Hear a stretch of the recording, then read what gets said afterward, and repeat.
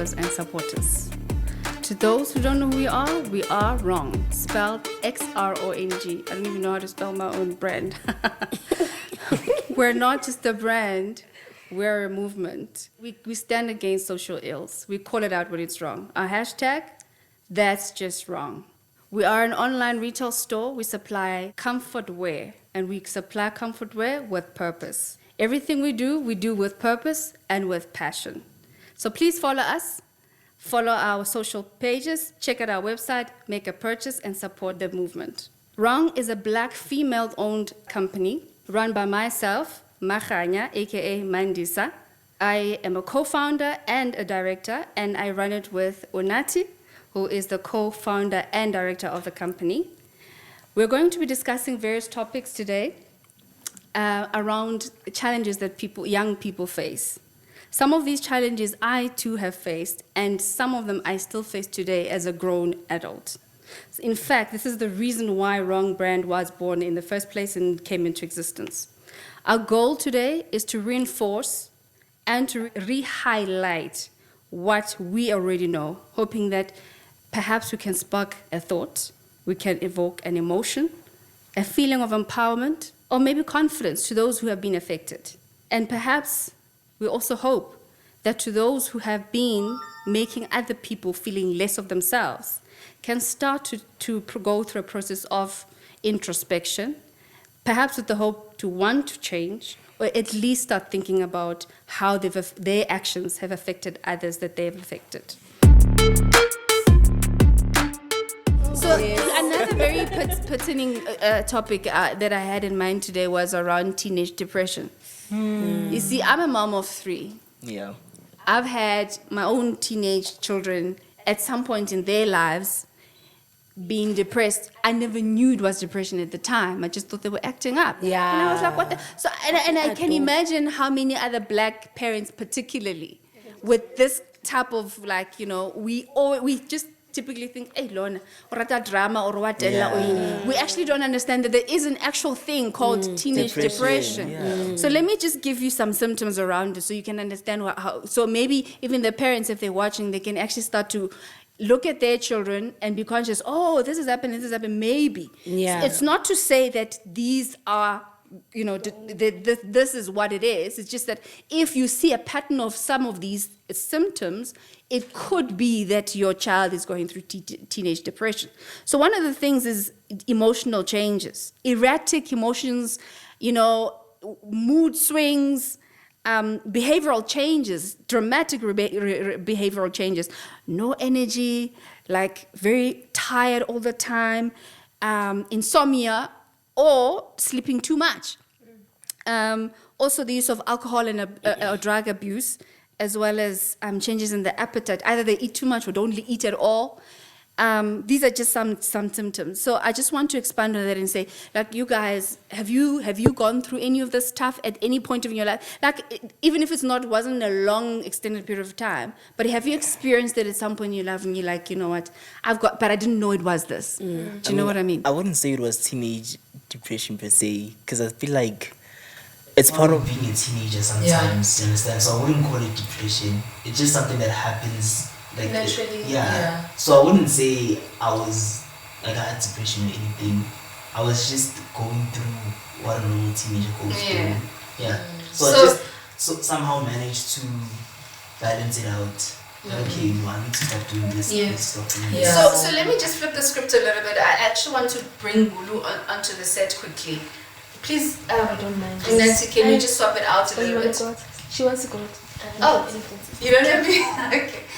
Okay, so we're going to swap it out a little bit. As I said, we've got a little one in the studio as well. And Bulu's going to come on set and she's going to... Woo! And let's shine. Ramu, please clap. And what you're going to obviously notice, none of us here in the studio are wearing makeup, right? So one of the things that the brand stands for is really just to embrace yourself as you are. It's not to say that there's anything wrong with makeup. If people want to do makeup, it's on them and that's their thing. But what we're saying is that it doesn't always have to be about frills. It doesn't always be about makeup. You can just embrace yourself as you are. So, you wanted to be on the set. Bulu, welcome! Bulu, Bulu! so you relate to this topic, right? Yeah. Teenage depression. How did you? By the way, I mentioned some symptoms here about erratic behavior, about mood swings, and so on.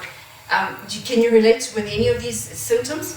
Totally, because like that's me most of the time, like being angry and always dwelling in things, like never seeing the positive. That's how teenagers always act, because I don't know, I feel like it's a thing of also we feel like we don't get love from our parents enough. We feel neglected. That's why we act the way we do. And also, this is a very sensitive topic, but I'm just gonna say, I got so depressed to a point where I actually tried to commit suicide, and I was rushed to hospital. So my stepfather came in, and while I was on the floor, my mom was crying because obviously like, oh, my daughter's about to die. So if he didn't come on time, I was literally gonna be dead. You're so dramatic. But she was crying. She was crying though. And like I was unconscious, I couldn't hear anything. Literally my pulse was gone. Like they thought I was gonna die. And then we went to hospital, we got there. And the doctor was like, yeah, okay, she's coming back to life, Saba well something, and I'm like, Like a hadbinyana. yeah. So yeah, honestly, I feel like parents should really consider the fact that it's not only things that happen in the house, it's also the things that happen outside that make teenagers very conscious. Also things like style and the way other people dress, affordability of the clothes that they want. Sometimes they can't afford it and they get depressed by that. Also because financial reasons. So parents don't see that, and they just want to see, like, they just never want to see the cause of the problem. They just want to see that this child is disrespectful, but they never want to. It's also a thing with black parents, they won't ask a lot. They will ask once, and then if you say, no, I'm fine, they'll just... Can I ask what you say? I'm the parent, the child. Yeah. When do you get to a point where you're like, do you think it's better for you to communicate with your mom, this is how I feel loved. I feel loved when, do you think parents should have that talks like that with their kids? Like, how do you feel loved? When do you feel loved? What do I do that makes you feel loved? That's interesting. Maybe if, like I'm just saying, like maybe for other parents or other, like maybe to just, Mom, I feel loved when you and I are just sitting together in the room, no unati, no khanya, and you're asking me questions. That's when I feel loved. Or I feel loved when you dish up for me. It can be little things that you're like, really? Yeah. And do you think that could have been, or maybe it's just something beyond your control? Or honestly, I feel like it's not something beyond your control. I feel like also asking little things like, what are your interests? That's also what parents do not ask. And that also affects a child, because it's just like, oh, my mom doesn't know me and she doesn't want to know me. So, yeah.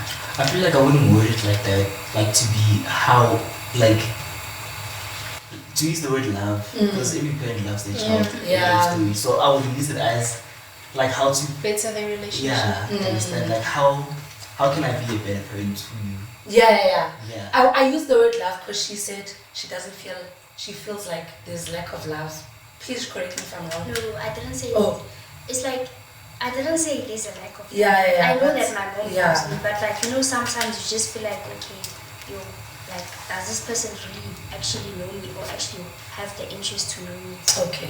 Yeah. So I would like so it's a relationship issue. Yeah. Okay. I'm also learning, and I mean that experience, I'm glad that you actually volunteered to talk about it, because obviously it's your personal thing. When it happened on that day, I was extremely panicked. I thought, my God, this child is like, for me, I think my first reaction was, how do you not value your life that you want to actually kill yourself? I think that's what I was going through. I was like, is it life so bad and so terrible that you actually want to take your life? But when she explains it in this way, and I get to understand that she was going through other deeper things. Yeah. And yes, she's right when she says, you know what, you ask once and you leave it. That's me, I'm that parent. I'm just going to ask you, if you don't want to tell me, I move on with my life, right? Because I'm just like, you are a child. You are a child. You want to black man, you are a child. So this child must just not, you know what I mean? So I guess we all learn, and I mean, it's a different age now. It's a different lifetime. Tina, we grew up with parents who ibandile likhuluma. Yeah. So now I must talk. Now I must show emotion. I don't know how to do that. I mean, I've never had that from my parents. You know what I mean? I've never had that. Even now, like when I hug my mother and kiss my mother, it's all very awkward. It's just like hi, but it's very awkward. The whole emotion thing, it's not our thing. Yeah. It's not been our generation. And you guys are more emotional in your generation, and we don't know how to be that. You know what I mean? And My I think mom it's is something. so clingy, like I love that because But you're a boy, I guess. There's something about boys sons and and their mothers, moms, right? yes. So like Yes. my mom, it's like yo dog, my mom over everything, you know. So it's like it really depends on like how you guys start to communicate. Yeah. Understand? Because sometimes little things can actually cause a big like conflict in your relationship. Yeah. Like things like let's say sometimes parents don't realize that actually you are like neglecting a child. You understand? Like things like, okay, so today mom, this and this happened, and then they don't actually understand how, like, how can I say this? They don't pause, they don't give time. to Yeah, it's listen. like they say, oh, Okay, it's not okay, like yes. Yeah. And it's like hot dog. Oh, they make it small, it sound like it's small. Yeah. So They don't it's things like recognize. that. Can I just add Wow. also, in light of teenagers, your parents are also learning how to be a parent. Yeah. You get what I'm It's their saying? first Like time. it's not. There's no manual to being a parent. Every child is different. Every child comes with a personality. Every child, it's just all different. So, as a teenager, also take yourself out of that and look at maybe your parents. They genuinely don't know. They were never told. Just like she's saying, she doesn't know emotions. So showing emotions is very hard for her. So, Yeah. just think of your parents also. And we understand also what you're going through as teenagers. Yeah, even for my mom, it was really challenging because I'm the only boy, so she's only used to girls. Yeah. So to me, it was like, yo, okay, how do I raise a boy? Man? I have no idea, you know. So she even said it to me, but she only realized that actually, no, man, I need to do things like this because of how I used to act. Because with my sister was so calm, like the perfect. Your description of a perfect child, age, everything. But me, I started becoming rebellious, things like that. So she would be like, okay, maybe this is the time when I should actually, be open-minded as a parent. Yeah, I think we're learning on both sides, right? Yeah. Parents are learning, teenagers are finding themselves. And also this, you're exposed to so much more than when I was growing up, I was exposed to, right? So I think there's so much pressure on you guys. Like this There's unnecessary much more. There's world much more. pressure that's just sitting on your shoulders like all the time. Yeah. And we're trying to navigate through all of that while still trying to raise a teenager who's going to be a responsible member of society. Yeah. It's such a difficult time for us parents as well as teenagers and those who are growing up to find themselves. But I'm just very conscious here. Sorry. We're gonna wrap it up because we need to move on very quickly. So okay. I'm gonna just quickly wrap us up. Yo, now I forgot. I also wanted to say, parents also blame teenagers for going to alcohol and drugs, but they also never understand why they go there. Because honestly, I'm gonna speak for most teenagers. I don't know if every teenager. Let me just say most. Most of them find comfort in drugs. Some, please. Because now I feel very included. But it's most, honestly. Most they feel comfort in drugs and alcohol because they feel like, oh, that's my comfort, that's the person that my mom was supposed to be, or the person that my sister was supposed to be. Like they feel that, oh, this thing is giving me love because I never received. Wow. Another point was that the Drop problem with parents and it's that they paint this picture of you already before you even born. So if you don't live up to that Pursue it. picture, you're wrong. Yes. Like whatever you think is not valid. So I feel like that's where the problem is and when it starts. When they start like wanting you to be this picture or nothing. Yeah. Also, one more thing, sorry. Also, parents also like to choose careers for their children, which is very wrong because children have a mindset of their own and interests and abilities of their own.